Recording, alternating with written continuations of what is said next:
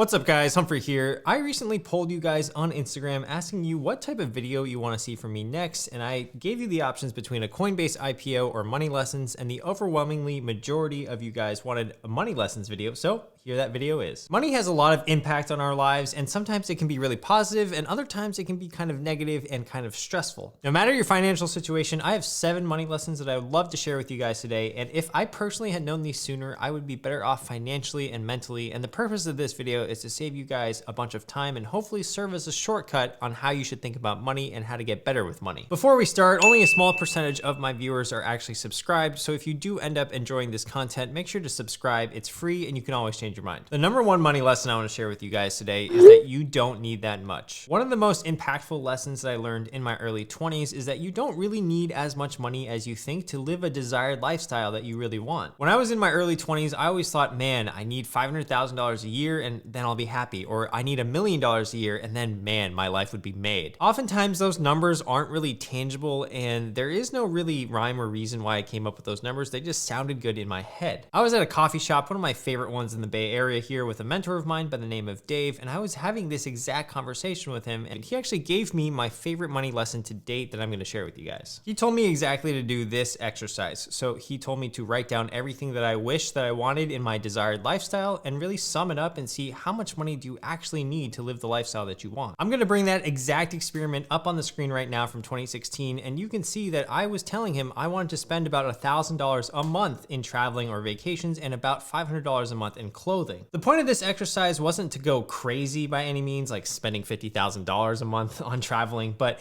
it was to kind of be reasonable with what your desired lifestyle might look like and try to come up with a number around how much you would spend for each of those categories. I discovered that my lifestyle only really took about $99,000 a year to live the life that I really wanted to live, and after taxes, or actually pre-taxes, I had to make about $165,000 gross to cover that $99,000 net. But since I wanted to have a savings rate of 25% as well, I wanted to account for that in my gross salary that I actually needed, and so that actual number came out to be $221,000 pre-tax. That number was way off from the $500,000 a year or $1 million a year that I thought I needed to make to live the desired lifestyle that I really wanted. So I challenge you guys to do this exercise for yourself, really plot out how much money you really want to spend on every single category, and you'll probably find that you don't actually need that much money than you really think. The next money lesson I have for you guys is that it's okay to spend money, especially on things that you love or people that you love. A lot of money experts and financial YouTube will say,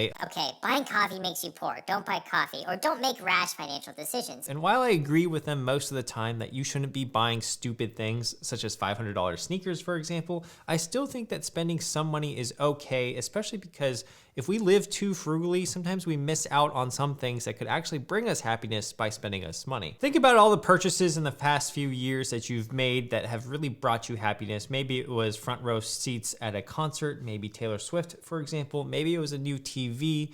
Maybe it was buying lunch or dinner for a friend that really needed you at that time. Whatever it may be, I think as long as you're intentional about spending money, that it's okay to spend that money. Now, with intentional spending should come intentional savings as well, because we want to make sure we're at least a little bit financially secure before we plop down a lot of money on a new experience or maybe a friend. But the point of this lesson though is that you don't need to be so frugal that it takes the joy out of life, because at the end of the day, when we depart this earth, we don't carry that money with us, so there's no point in just being so frugal all the time. The third money lesson I have for you guys is don't get a credit card before you're ready. Credit cards are really great tools for building credit and getting cash back on rewards, but if you're not financially ready or you don't feel disciplined enough, it can actually be a double-edged sword. The average interest rate on a credit card these days in America is well over 16%, and being in debt or carrying a balance just for even 1 month can be a huge detriment on your wallet. Let's say you carry a balance of $3,000 and your APR is 20%. Well, that's an extra $600 per year that's going into interest every single year. Some cards will even charge a flat annual fee for letting you have the card, and that could be a detriment as well.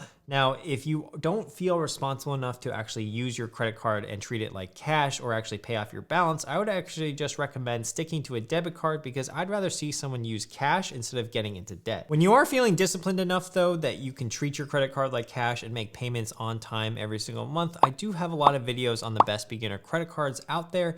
The one thing that I do recommend for any single one of you that are looking to get one of your first credit cards or beginner credit card is that you look for one with a 0 annual fee. You want to take it easy in the beginning and build up a good habit of paying your card off in full every single month. But by doing this, you're going to raise your credit score over time. And by having a higher credit score, you're going to qualify for better rates, especially when it comes to mortgages or even car financing. The next money lesson that I wish I started a lot sooner is finding an extra source of income. For many of you guys watching right now, you might just have one source of income, which is your primary job, or some of you that are watching that might not be working might have zero sources of income as of right now. Researchers have pointed out a crazy statistic, which is that millionaires on average have about 7 streams of income. So I'm going to put that list of streams of income on the screen right now, and we're going to talk about each individual one so that you guys can get some ideas on how to build an extra source of income. So the first type of income is called earned income, and earned income is the type of income that you earn at your day job. This is the primary source of income for most people. Business income is one of those where you can earn money by making and selling something, for example, owning an Etsy shop, or you provide a service like lawn care on the weekends. Interest income is the type of income you make for having your saved money earn money on itself, and this could just be money in a savings account, for example, yielding a higher interest rate. Dividend income is the type of income you could get for owning shares of a company that pays dividends, or a REIT, for example. The next source of income is rental income. You could be earning rental income if you owned a rental property and you were to rent it out and collect rent on that, or you could get rental income with sites where you can rent out your car, for example, Turo.com. Capital gains. Now, this type of income typically comes with the appreciation of an asset or when you sell an investment like a stock. Lastly, another source of income that millionaires might have is royalties or licensing income. Now, this income is where you create a product or idea and you get paid a small fee every time someone uses it. Now, this could also be an ebook or a course these days. Those are just some examples of different types of income that you might be able to get. So hopefully that gave you guys some ideas. And the earlier that you add another source of income, the more diversified your streams of income are going to be. The next money lesson I have for you guys is to communicate your goals, especially your financial goals, especially when it comes to your friends and family. That'll take a lot of the pressure off of you when it comes to spending in general. There's a societal taboo that we just don't talk about our money or our finances or how much we make or how much we spend. But I do think that if we're able to be upfront and clear about our financial situations, that's going to change the narrative from, let's say, embarrassment to empowerment. By being open about your financial situation, I've found that you can relieve a lot of financial discomfort when it comes to just money in general. If your roommate wants to spend an extra $400 a month on a cleaning service, for example, if you're upfront and clear about it, that could actually save you some heartache and some headache, because by being open about it, hopefully that person on the other end is reasonable and understands that you have your own financial goals that you're pursuing as well. It's really easy to go with the flow when it comes to spending, especially when someone asks you to pitch in some money, but you really need to kind of stick up for yourself in these situations because only you are in charge of your financial situation. Other people aren't so mindful because it's not their financial situation. So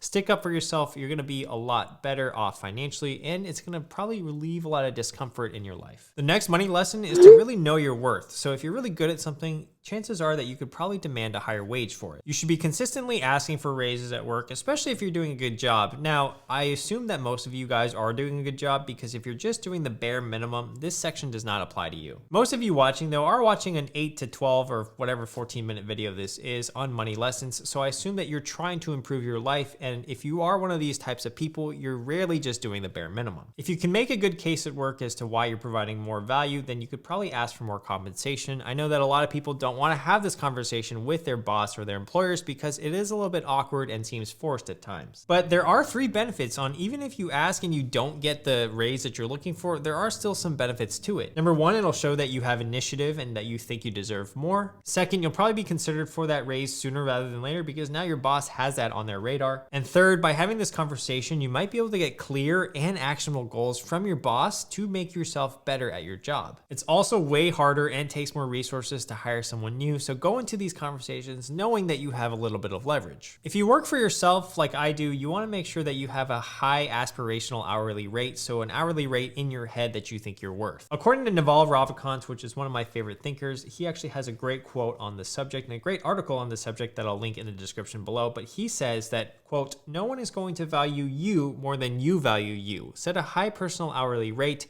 and stick to it.